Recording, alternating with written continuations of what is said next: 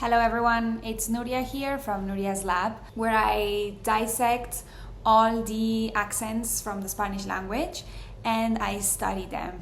I also help my students improve their pronunciation in Spanish, so if you think I can help you, just send me an email and I'll get back to you. In this video today I want to talk about the R in Spanish, the R, and how easy it should be to do it. So there's all this big deal about the R in Spanish, and it's usually the sound that it's the hardest one for the Spanish learners, and it shouldn't be this way. So in this video I just want to quickly show why and what you can do to sound more natural with your R. So first of all, I want to talk about the two main ways where I see that the R goes wrong with my students. And the first one is just saying the R in English. So the R instead of the R, which is very different. The R in English, it happens more at the back of your mouth, let's say, at the back of your tongue, and the back of your tongue is pushing the teeth, and the tongue curls back, and you make this sound. Also, you round a bit your lips, so that's in English. In Spanish, it has nothing to do with that. It's just a word with the tip of your tongue, not with the back.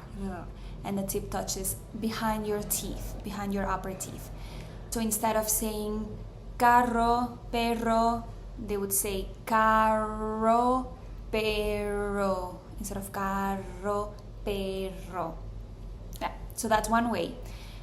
The other way is the one that I want to talk about today a bit more, which is putting too much pressure.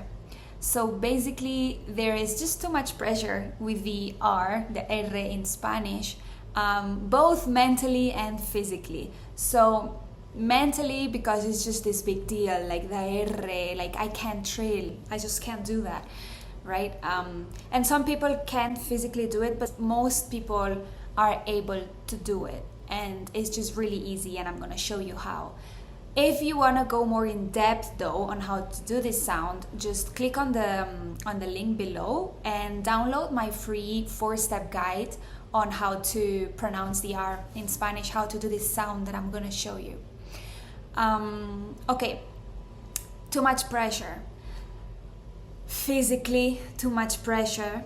I see my students struggling to do the R and even getting dizzy trying to do the R and the R, and that's because they push from the lungs. So like carro, perro, rosa, you know, and I had my students saying like, Nuria, I'm getting dizzy practicing the R, and I'm like, if you're getting dizzy, you're doing something wrong.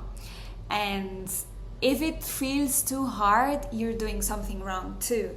So in the Spanish language in general, we are very soft with our consonants compared to English. So in English, you emphasize a lot, enunciate a lot your consonants, but in Spanish, they're soft. So that happens too with the R, the R. We don't go R all the time. We most of the times go R, and it's really soft, really nice and soft. It's almost like really lazy. That's for another video, but generally speaking, we're like as if we had like anesthesia in our mouth, right? So it's like no pressure, no, like don't worry, you don't have to enunciate much your consonants. The vowels are something else, but the consonants compared to English are really soft, and that also happens with your R. So while everyone thinks that you need to nail your R and say rosa, regalo, Enrique, it's not always like that. When we speak fast, when we're just like speaking normally, not performing or reading a poem or something like that, when it's just like a casual fast speech, you might find that many times we don't fully trill. What we do is just we approximate the tip of our tongue to the behind our teeth without touching our teeth, and just like a very, very soft thing, as if you were doing the in Spanish. It's the same kind of pressure that when you say in English vase or vast, rato. So that's how we say the R. And I want to show you some examples of people doing this. So here it goes. Rosa los domingos. In this first video, we have Sofía Vergara saying traer rosas. So what she's doing here, she's actually joining the two kinds of R's. So you know that we have the tap, ara, ere, and the trill, arra, erre. What she's doing is joining both. So traer rosas. She's joining them in this kind of sound that I'm showing you, the one with no pressure. Traer rosas. Traer rosas. Viendo los restaurantes que nos gustan. In the second video, she is saying los restaurantes, but because she's also speaking fast, los restaurantes. You'll find also that when there's like tricky combinations with consonants, like los restaurantes, we just join it. Los restaurantes. Without this like los restaurantes, this like hard enunciation, but like really soft, los restaurantes. She's from Colombia, and there they tend to drop the R, the S's at the end, but this happens throughout many other regions. It's very common to drop your S before your R. Los restaurantes. Me, in Spanish from Spain, I would also say it like this. Los resultados.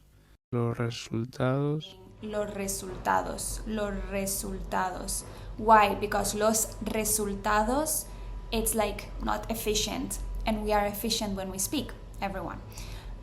So, los resultados. And it happens fast, and you don't overthink it, and just do this like really soft sound. Los resultados. Ricas pero raras. Son ricas pero raras. Son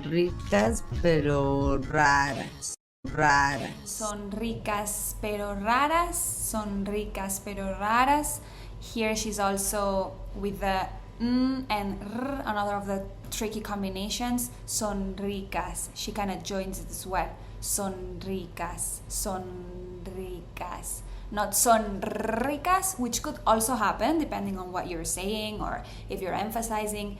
But she's saying son ricas pero raras, you know, and she's like raras, and she's trilling a bit more in raras. Still not a big trill, but trilling a bit more in raras, because that's a very like she wants to emphasize that they're weird, you know. And lastly, I want to show you another example of Salma Hayek.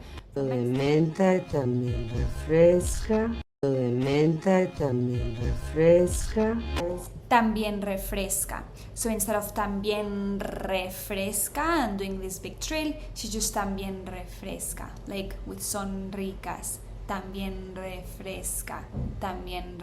She's even lowering her voice. También refresca. No pressure. So basically that is what I want you guys to get from this video, is that no pressure. Just say it really, really soft. También refresca. See how lazy can you say it. Like the lazier the better, as long as you don't do it with the in English, but you just forget about the back of your tongue and just work with the tip. As if you're gonna say la, da, ra. It happens here. Ra. Okay? I go very deep into performing this sound in my 4-step guide that you can download for free if you just click below. Okay? A pleasure. Thank you for watching this video.